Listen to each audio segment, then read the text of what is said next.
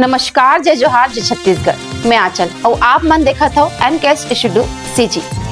कोरबा जिला में एक जवान लड़का अपन सोशल मीडिया में लाइक बटोरे के चक्कर में अपन जान जोखिम में डाल डरिस।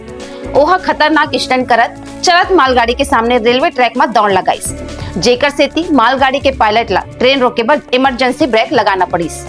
भाग्य ले जैसे ट्रेन नजदीक आइस, लड़का ट्रैक ले हट गे और बड़का हादसा टर गे। यहाँ के घटना ला रेलवे फाटक के पास खड़े मन के मन वीडियो बना ली, जौन अब सोशल मीडिया में तेजी ले वायरल होती।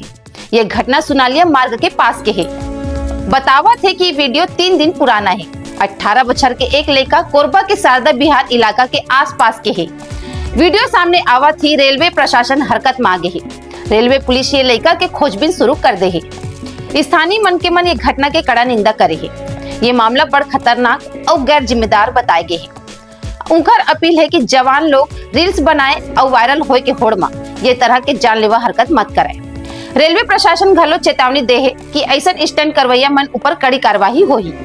कोरबा रेल प्रबंधन के मुताबिक वायरल वीडियो के आधार में लड़का के पहचान करे जाते, जल्दी पकड़ के कड़ी कानूनी कार्रवाई करे जाही। ये पूरा तरह से गैर कानूनी और सजा योग्य अपराध है। MKS स्टूडियो CG आप मन ले अपील करत है कि रील्स बनाए के चक्कर में ऐसा जानलेवा हरकत मत कराए।